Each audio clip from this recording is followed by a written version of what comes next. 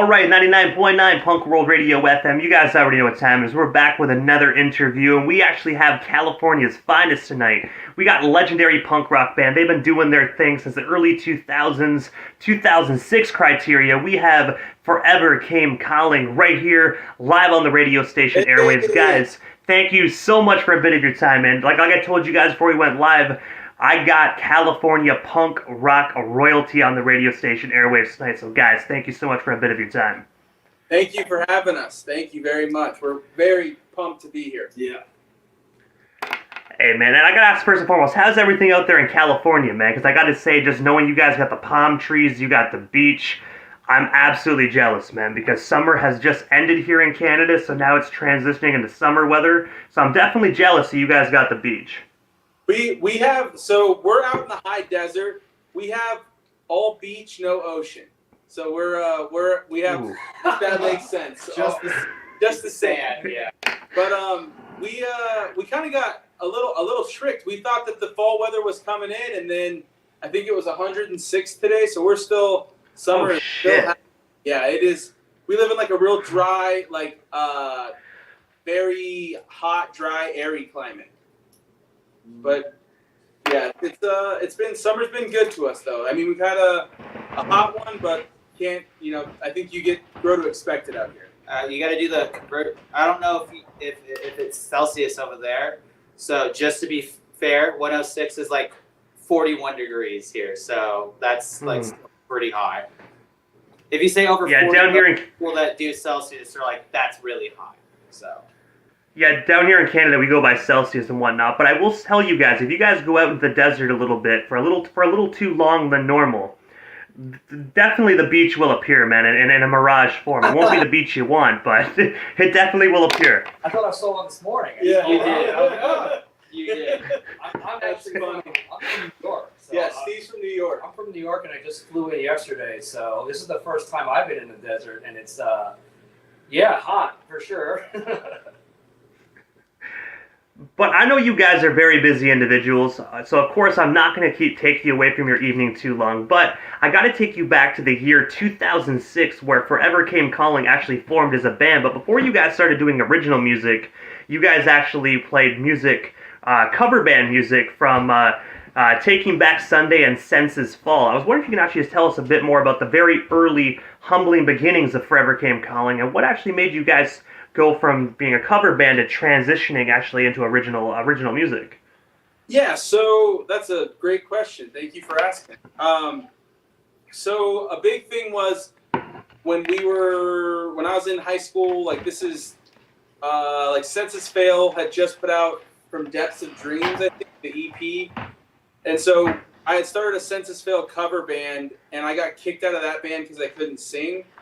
So me and Tim Lemos, the first drummer of FCC, we kind of started our own band, and the beginnings were just mainly like, honestly, booking like Elks Lodge shows, and that kind of like, that was, I was very much into like a band called Lifetime. They're like one of my favorite bands, and they would do this thing called like basement shows. And so out here in the high desert, there's not really a lot of venues at all. So we would like just flyer up the high school, flyer up the junior high, and be like, like $5 shows, all the local bands would play.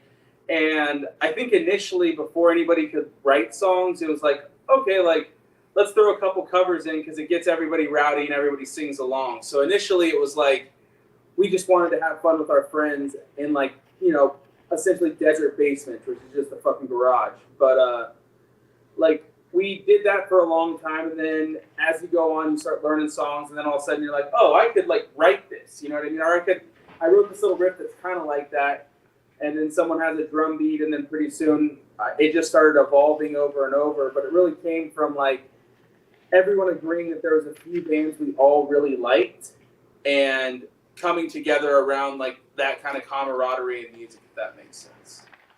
I feel like I kind of took that question in a million directions.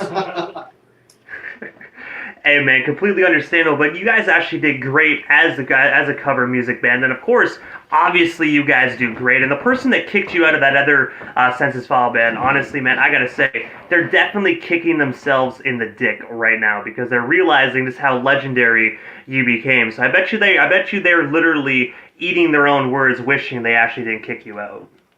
Well, I think I think I needed it. You know what I mean? To be honest, I needed to kind of like decide. Like for me, it was a very like definitive moment of like, do I want to do this, or is this just kind of like, I was 16 years old, and it was one of those things where it's like, do I really want to do music, or it really made me kind of choose music as a path of like, fuck that, I really do want to do music, so I'm gonna try to figure it out. So I think for when I look back, it was it's kind of like what do they call it, like canon, like FCC, like had to happen. You know what I mean? Those canon moments, like it kind of started the fire. Yeah, I'll show you. Shot you out of a cannon. Yeah. Yeah. It shot all your songs out of a cannon. Out of a cannon. It was a great trajectory. From cannons. Cannon. And also as well, guys, February 12th of 2010, you guys actually released the amazing EP actually titled Hope of Passion. I was wondering if you can actually just tell us a bit more about this iconic EP, and of course, is it actually still out there to be streamed or purchased today in 2024, which is crazy to think, man. It's 14 years ago today that dropped, man. It's insane how time really flies. That just made me feel old.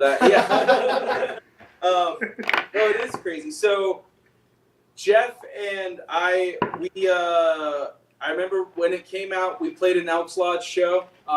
We invited out, like, I think it was the Wonder Years, Man Overboard, and Handguns. We booked them at the local Elks Lodge, and we, like, released Hope Passion. And it came out, and we started playing, it really, like, that summer of that Warped Tour, we followed Warped Tour with Hope Passion and really pushed it out there. I think that not a lot of people know about that EP per se, but I feel like the people that do are like, yo, like this was a cool thing. And I think it's definitely a very necessary stepping stone. We remixed and remastered it, I think, in 2018, and it's available on stream on like Spotify and stuff like that. I think it's called Songs from High School. I believe it was put on tape. Yeah, we put it out on tape. We did a whole little thing. But yeah, those songs were definitely a bunch of like desert kids just really trying to like, be heard, I think, more than anything else. And the one song I absolutely love off this EP, still to this day, man, is actually John Wayne Goes to Space Camp, man. Such a unique punk rock song, dude. Thank you. That's I was really trying to write a Coheed and Cambria song with that one, to be honest. Which is funny because Joey's favorite band is Coheed, and Joey's rocking on guitar with us now. But yeah, John Wayne Goes to Space Camp. That's a deep cut, my brother. That's a deep cut. I actually had the cassette back in the day as well, but so many moves throughout my late teens into my 20s, man, I happened to lose it. But that was the one track that I absolutely loved, man. Obviously with cassette, trying to rewind it all the time to get that favorite song going is absolutely just, it's a pain in the ass, dude. So you just gotta keep listening and listening until you get to your favorite track, especially when that song is in the middle of the whole EP, man. There's just no point in fighting with your tape deck to get that sweet spot. That's fun. Yeah, you're right about that. You'll burn through a few tapes.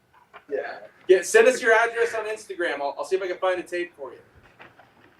Oh man, I appreciate that. I can't say no to that, man, because obviously Discogs, man, you those resellers are just ridiculous. I understand they're probably selling from their personal collection, but if you guys are watching, man, just come on, like lower the price a little bit, like help a DJ out, man. But no, as well, guys. As we actually mentioned before we went live, I mentioned that documentary briefly. But you guys were actually featured in a Vans Warped Tour documentary that actually dropped January 22nd of 2012. Actually, that was called No Room for Rock Stars. That actually helped you guys actually get notoriety and actually get fame. But I was wondering, could you tell us a bit more about that particular documentary? And of course, what was it like just having the cameras follow you while actually going through Warped Tour? Take this one, Jeff. I was like, I think, that was very significant because, you know, I'm in my 30s now, and when I followed the Vans Warped Tour, I was freshly 18. So like that was learning how to navigate the world as a young adult, only staying in such a small town and never really seeing the country and seeing different cities and experiencing so much culture. It was a little bit of a big opening.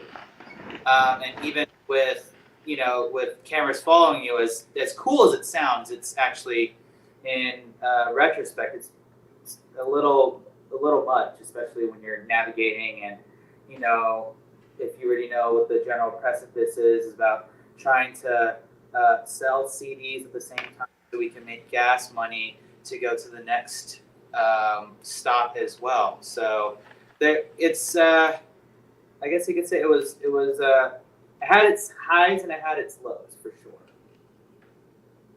We that's actually where we met Steve on that summer that we did it. We Steve was selling CDs with his band, Yeah. and it was I think following Warped Tour, we definitely realized quickly it's not for the faint of heart. You know what I mean? All the way across the board. It was one of those sink or swim. And to Jeff's point about the cameras, it was a really cool thing, and I'm very, very thankful that we got to be a part of it. Yeah.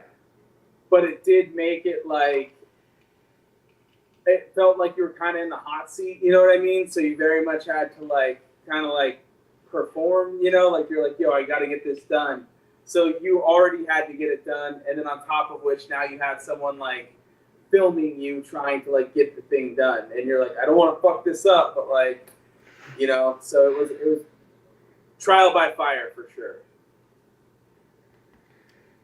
And I have to ask you guys, because obviously, you know, being a part of that documentary was stressful, but a lot of great things actually happened at Warped Tour. So I have to ask, during your time on the 2010 Warped Tour, from what you can recall, what is one of your most fondest memories, man? Because obviously, there's ups and downs, but there has to be some amazing moments as well that you guys actually had while just participating in that amazing tour.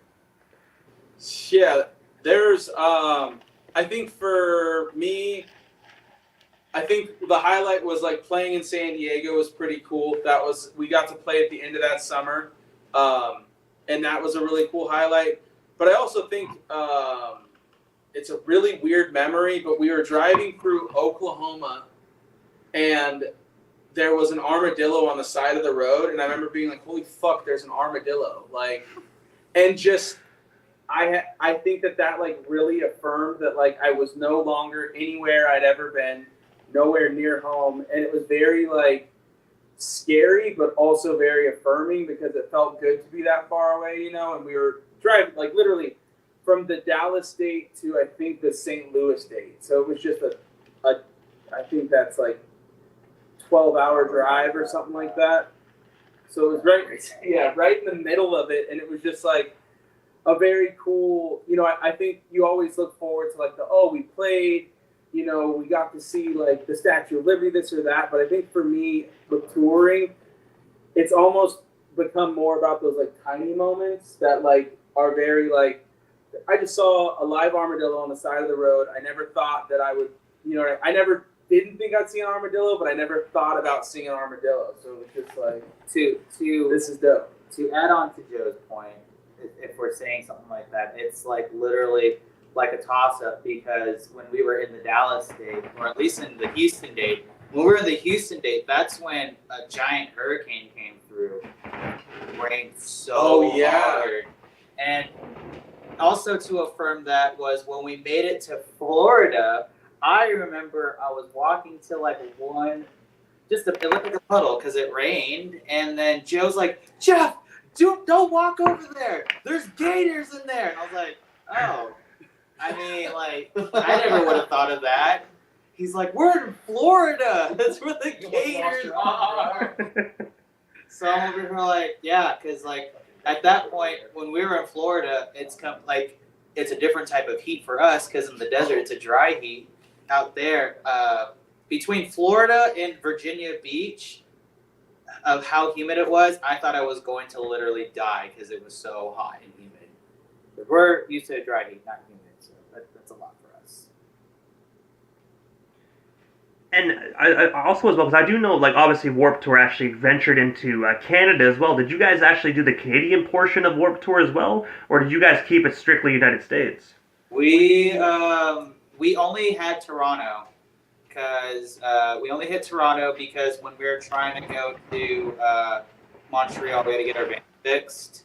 Our alternator went out on one of the expressways there. I just remember we got this Motel 6 that was next to a cookie factory. And Oh my god, I remember. we got to go and get like a fuckload of like broken cookies for like 2 cents a pound or something. So like I think we all just kind of got a little bit of diabetes that day. Yeah. I think we in Toronto we had like made money and we're like, all right, cool, like we're gonna be able to get a hotel room, this and that, and then our alternator goes out and all that money was just gone. And we're just like, cool. We also, badass. I think we also did we say whenever we're traveling we'd stop listening to Switchfoot? Yep. Because that's Switchfoot was on when it broke down. When the alternator went out. So it's like one of those like Cool, go ahead. oh no, a cool memory from Toronto that I have, and I think that you'll remember this too, is one of my favorite bands of all time, the Flatliners, is from Toronto. Oh yeah. And they played the Toronto date of Warped Tour that day. And I remember we got to see them side stage, and it's like, that band makes playing fast music look fucking effortless. Like, and I just remember just being like, fuck, like, we got to be as good as them. Like, these guys are nuts. Like, and that was a super cool moment. Yeah. And I gotta say, we're going back to Switchfoot for a moment, guys. And I feel like it's been quite a few years now that I don't think this joke will be distasteful, but I bet you that alternator, when you guys were in Toronto, you probably thought that it was meant to live for so much more. We were meant to live for so much more. We lost ourselves. That's hilarious. We lost an alternator. That's We lost an alternator, damn it. I was hoping to get that response. I was hoping that would not be too soon. That's good. But no, as well, guys. I definitely will. I will admit, 100%. That's definitely getting clipped and being put on the Instagram. But also, guys, November 8th of 2011, you actually teamed up with a fellow band called Handguns to actually release your very first split EP. I was wondering, how did you guys and Handguns actually get connected? And of course, what was it like just working with them on this 2011 project? Yeah, so we met Handguns actually on the Warped Tour that we did in the documentary. Like, they were another band selling the line, and when we released the EP, they actually played the EP release show of Hope Passion because they were on their first full U.S. tour and like needed a show for that day, and they like hit me up last minute. So it was in Twentynine Palms at the Oaks Lodge, Wonder Years, Man Overboard, There 4 AM, Handguns, FCC, like for $10. Oh yeah. That was Yeah, that was Fuck crazy. yeah. So we linked up with them there, and then we they took us out on our first full U.S. tour properly, and we've always been really great friends with them. We're playing a show this Saturday to celebrate 10 years of a record called What Matters Most, and their Handguns is playing that show with us. They're kindred spirits, if that makes sense. Like two flames burn at the same time. And I have to say, this split EP was absolutely phenomenal, man. Definitely one of the best split EPs I actually had my hands on back in the day. I do know that's the one thing I love about punk rock. A lot of bands always come together to release split EPs and whatnot. You don't really see very many of them to this day in 2024, but back in the day, man, there were so many amazing split EPs. This one was one of my favorites. The other one, going back to like the 90s, was Gob and Another Joe. They did a phenomenal split as well. I think it's called Ass Seen on TV. That's awesome. But also as well, guys, you guys were actually signed to Pure Noise Records back in the day. I was wondering if you could actually just tell us the story actually behind how you guys actually landed that deal. And of course, what was it like just working with that Tennessee-based record label? Yeah, so Pure Noise started in the East Bay, California, and Jake Round, the owner of the record label, was working for Rise Records on Warped Tour. He was selling merch for Rise Records and running Pure Noise Records, and we just kind of like, we had put together 2 songs called If the Couch Could See Me Now in the Office. We were going to do a split with another band, and when we were following around Warped Tour, we had those 2 songs on us. So we were just kind of giving them out to different labels. And then when we did the split with Pure Noise, or with Handguns, it came out on Pure Noise, and our songs did really well. So Jake's like, hey, let's do a couple records together. So it kind of just evolved that way. And there are so many amazing bands that are actually currently signed to Pure Noise today. One of my favorites that's currently on their roster is State Champs, man. I absolutely was a huge fan of that band since they first started in like 2010, and they're rising up through the punk rock ranks, man. I'm telling you, one of the biggest bands currently right now. Yeah, State Champs is the shit. They fucking love that band. I love them as people. Yeah.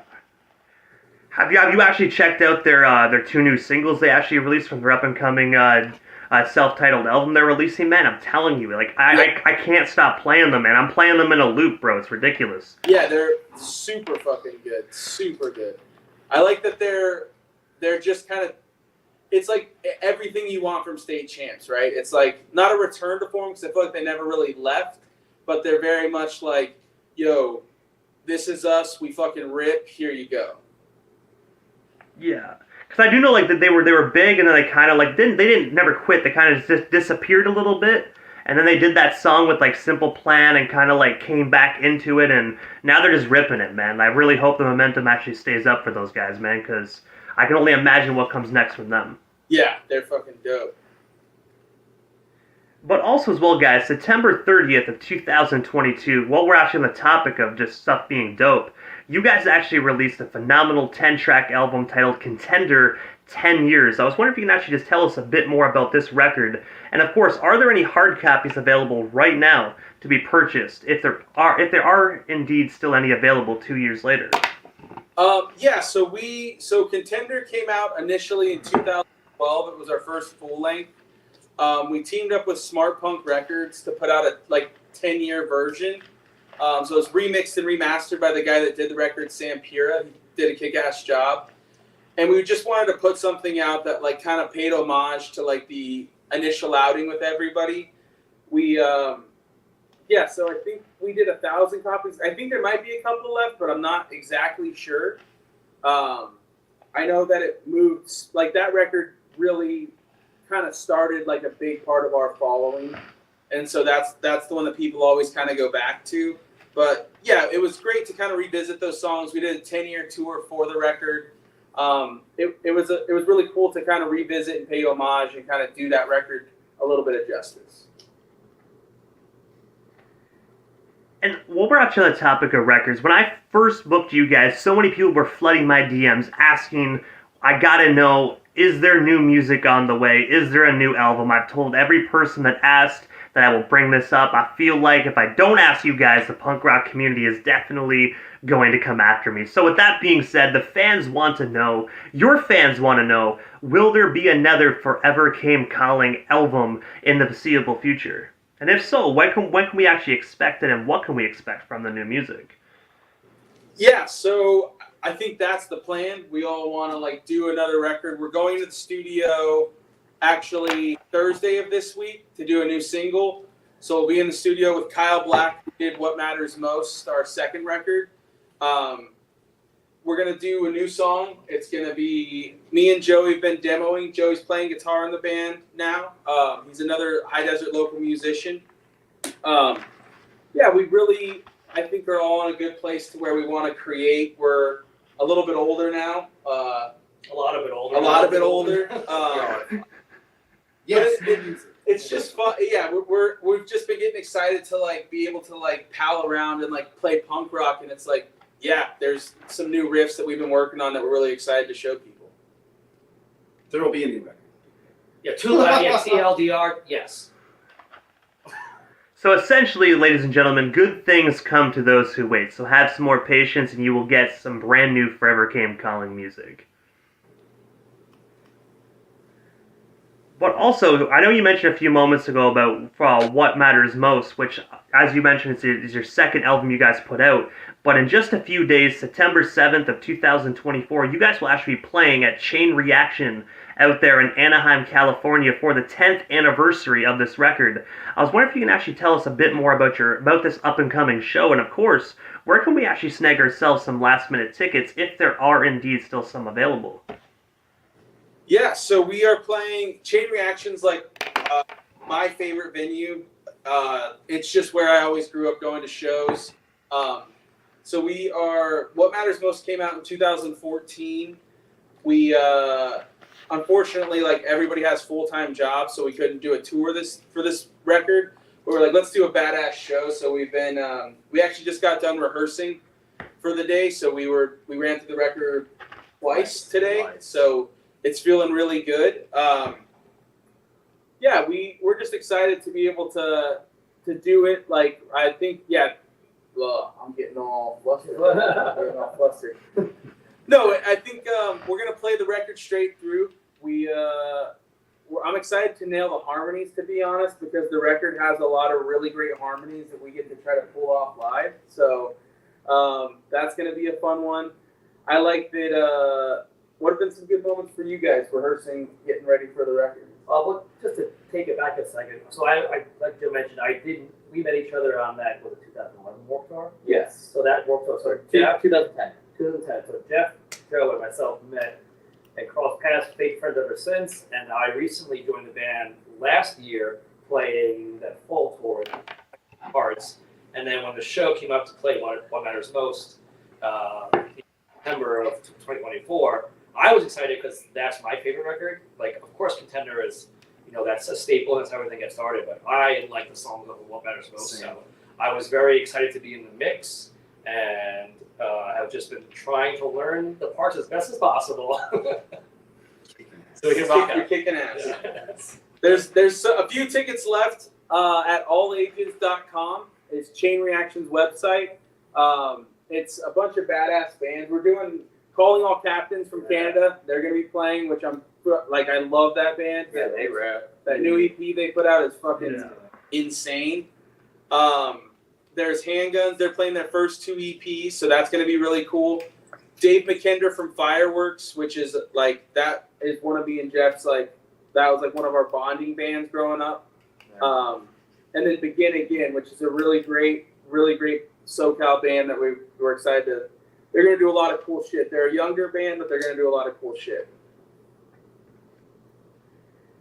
And guys, aside from this Anaheim, California show next week, and of course, the new music we actually spoke about, what is next for you guys? What is next for Forever Came Calling? Is there anything we happen to miss during this evening's interview?